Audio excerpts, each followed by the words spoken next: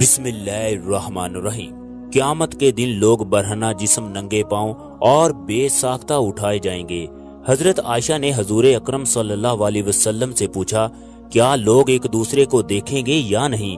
تو آپ صلی اللہ علیہ وسلم نے فرمایا، وہ ایسا سخت دن ہوگا کہ ہر کسی کو اپنی پڑی ہوگی۔ قیامت کا دن ایک خوفناک دن ہوگا۔ اس دن زمین پوری شدت کے ساتھ ہلائی جائے گی۔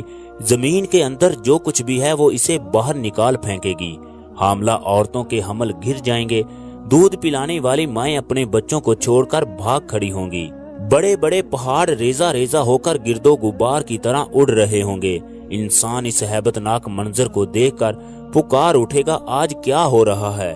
اللہ تعالیٰ قرآن پاک میں فرماتا ہے، اور لوگ تم کو مدہوش نظر آئیں گے، حالانکہ وہ نشے میں نہ ہوں گے، بلکہ اللہ کا عذاب ہی کچھ ایسا ہوگا کہ اس دن آسمان پھٹ جائے گا، تارے بکھر جائیں گے، سمندر پھاڑ دیے جائیں گے، اور جب قبریں کھول دی جائیں گی اس وقت ہر شخص کو اس کا اگلا پچھلا سب کچھ درا معلوم ہو جائے گا۔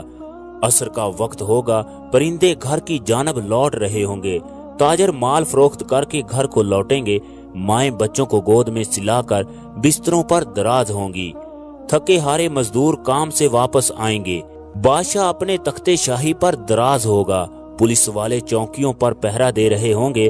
ہر انسان کی خواہش ہوگی کہ وہ جلد سے جلد گھر پہنچے۔ بچے اپنے والد کا انتظار کرتے ہوں گے۔ رات کو کسی گھر میں مہندی لگائی جا رہی ہوگی، کوئی بارات آنے کا انتظار کر رہا ہوگا، کوئی دکان کو بند کر کے گھر جا چکا ہوگا، کسی کی دکان کھلی ہوگی، کوئی نیا گھر بنا کر دوسرے گھروں میں شفٹ ہونے کا انتظار کر رہا ہوگا۔ اس دن ہر کوئی مصروف ہوگا۔ قیامت کی صبح بھی عام صبح کی طرح ہوگی۔ پرندے آنکھیں کھولیں گے، مرغ اذان دے رہے ہوں گے، چڑیا چہچہا رہی ہوں گی، پہاڑوں کے چشمے بہہ رہے ہوں گے، دریاؤں میں طغیانی ہوگی، سمندر کی لہریں ایک دوسرے سے کھیل رہی ہوں گی۔ صبح ہوتے ہی لوگ جانوروں کے لیے چارہ لینے کے لیے جا رہے ہوں گے۔ مزدوری کرنے والے مزدور چوک میں جمع ہوں گے۔ گلے سڑے پھل بیچنے والے ریڑھی پر پھل لگا کر گاہکوں کا انتظار کر رہے ہوں گے۔ چند پیسوں کی خاطر عورتوں کے پیٹ پھاڑنے والا ڈاکٹر بھی مریض کا انتظار کر رہا ہوگا۔ جھوٹ بول کر مال فروخت کرنے والا اپنی کمائی پر خوش ہوگا۔ زنا کرنے والی عورتیں بناؤ سنگار کر کے گاہکوں کا انتظار کرتی ہوں گی۔ کچھ بدکار مرد شراب کے نشے میں دھت ہوں گے، کچھ زانی مرد زانیاں عورتوں کے پہلو میں سوئے ہوں گے، کچھ لوگ صبح ہوتے ہی کام کروانے والوں سے رشوت کا مطالبہ کر رہے ہوں گے۔ اپنے بچوں کو ایک اچھے مستقبل کی سوچ دینے والے انہیں سکول میں چھوڑ کر جا رہے ہوں گے۔ چوری کرنے والا کسی کی تاڑ میں بیٹھا ہوگا، بچے اغوا کرنے والا کسی امیر کے دروازے پر کھڑا ہوگا، کھانے پینے کی اشیاء میں ملاوٹ کرنے والا ملاوٹ کر رہا ہوگا، کسی کی بہن بیٹی پر نظر رکھنے والا گلی کی نکڑ پر کھڑا اس کا انتظار کر رہا ہوگا۔ وکیل عدالتوں میں بے گناہوں کو پھانسی کی سزا دلوا رہے ہوں گے۔ جج اپنے منصب پر بیٹھا ہوگا۔ فقیر معذور بن کر بھیک مانگ رہے ہوں گے۔ بھوک سے لاچار یتیم بچے کسی کی مدد کا انتظار کر رہے ہوں گے۔ زمینوں پر قبضہ کرنے والے کسی انسان کو قتل کر رہے ہوں گے۔ بے حیا لوگ اللہ کے ڈر کو دل سے نکال کر نیک لڑکی کی زندگی برباد کر رہے ہوں گے۔ بیویاں صبح ہوتے ہی خامد کو ذلیل کر رہی ہوں گی۔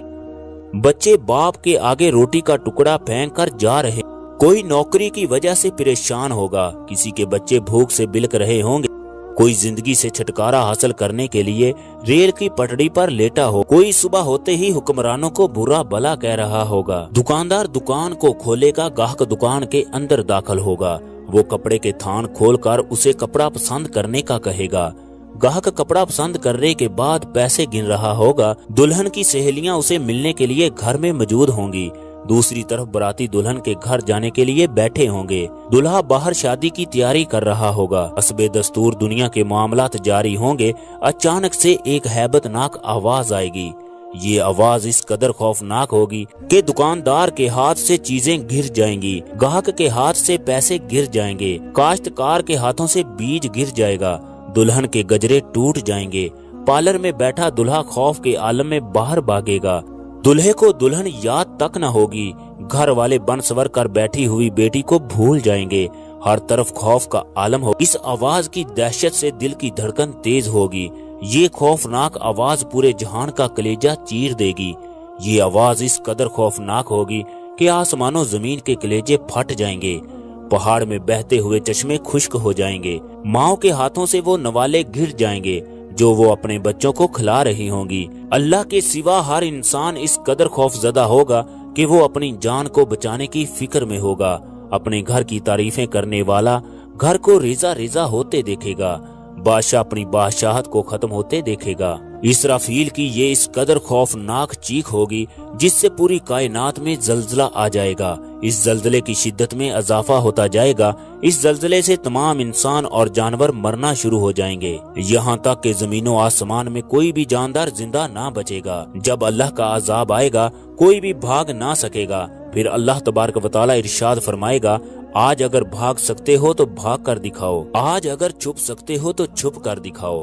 آج کوئی بھی نہیں بھاگ سکتا، آج موت کا دن ہے، آج کائنات کی ہر چیز کو موت ہو جائے گی، آج موت کی چکی نے سب کو پیس کر رکھ دینا ہے۔ آسمان سے ستارے اور سیارے ٹوٹ کر گر پڑیں گے، پہاڑ روئی کی طرح اڑتے پھریں گے، پوری کائنات موت کے آغوش میں چلی جائے گی۔ قیامت کے دن چاند بھی ٹوٹ کر بکھر جائے گا۔ اس دن اسرائیل تمام لوگوں کی روحوں کو قبض کریں گے، شیطان کی روح بھی قبض کر لی جائے گی۔ اسے اتنی تکلیف ہوگی جتنی دنیا کے تمام انسانوں کو موت کے وقت ہوگی۔ 6 ماہ تک سور پھونکے جانے کے بعد دنیا کی ہر چیز ریزہ ریزہ ہو جائے گی۔ پھر اللہ تعالیٰ کی آواز آئے گی کہ جبرائیل سے کہو مر جائے، میکائیل سے کہو کہ مر جائے۔ یہ سن کر اللہ کا عرش کانپ اٹھے، کہنے لگے گا یا اللہ کیا جبرائیل بھی مر جائے اور میکائیل بھی مر جائے، یا اللہ تو ان کو تو بچا لے۔ اللہ تعالیٰ فرمائیں گے خاموش ہو جاؤ، آج میرے عرش کے نیچے کوئی بھی نہیں بچ سکتا۔ اس وقت جب اللہ کی ذات کے سوا کوئی باقی نہیں رہے گا تو اللہ تعالیٰ فرمائے گا، کہاں ہے حکومتوں کے دعوے دار اور بادشاہ، کس کے لیے آج کی سلطنت ہے؟ اللہ تعالیٰ فرمائے گا، تمام سلطنت خدائے واحد قہار کے لیے ہے۔ اس کے بعد ایک وقت تک اللہ کی ذات موجود رہے گی، پھر کچھ عرصے کے بعد اللہ تعالیٰ تمام چیزوں کو دوبارہ پیدا کرے گا۔ زمین اس وقت ایسی ہوگی کہ اس میں درختوں، پہاڑوں اور سمندروں کا نام و نشان تک نہیں ہوگا۔ اللہ تعالیٰ جس مقام سے چاہے گا لوگوں کو زندہ کرے گا۔ انسانوں کو ریڑھ کی ہڈی سے زندہ کیا جائے گا۔ تمام جسم تیار ہو جائیں گے تو سب روحوں کو سور میں رکھا جائے گا۔ اس کے بعد اللہ تعالیٰ اسرافیل کو حکم دیں گے کہ سور کو پوری قوت کے ساتھ پھونکو۔ پھر اللہ تعالیٰ فرمائیں گے، قسم ہے میری عزت و جلال کی، کوئی روح بھی اپنے ڈھانچے کے علاوہ کہیں نہ جائے۔ اللہ تعالیٰ کا یہ حکم سن کر تمام روحیں اپنے اپنے جسموں کو چلی جائیں گی۔ پھر تیسری بار اسرافیل سور پھونکیں گے، تمام لوگ قبروں سے نکل کر زندہ ہو جائیں گے۔ ایک اور بھی روایت ہے کہ تمام فرشتے مر جائیں گے سوائے اسرائیل کے۔ اسرائیل کی ٹانگیں بکری کے بچے کی طرح کانپ رہی ہوں گی۔ پھر اللہ تعالیٰ پوچھے گا، کون ہے باقی؟ تو جواب میں اسرائیل کہیں گے، بس اب تو میں ہی باقی ہوں۔ پھر اللہ تعالیٰ کہے گا، چل تو بھی مر جا، تو بھی میری ایک مخلوق ہے۔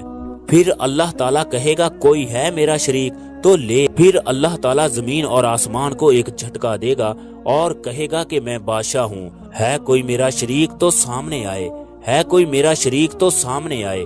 لیکن اس دن کوئی آواز نہیں آئے گی، اس دن تنہا صرف اللہ کی ذات باقی ہوگی۔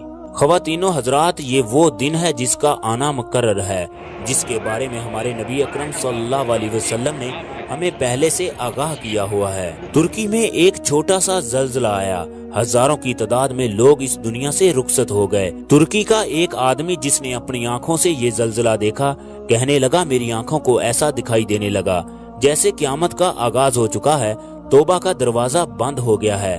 میرے گھر کے تمام افراد میری آنکھوں کے سامنے اس دنیا سے رخصت ہو گئے، صرف میرا ایک بیٹا بچا۔ 30 سیکنڈ کے لیے اگر اللہ تبارک و تعالیٰ نے زمین کو ہلایا تو یہ عمارتیں ریت کے ٹیلے کی طرح بکھرنے لگیں۔ کل قیامت کو کیا منظر ہوگا؟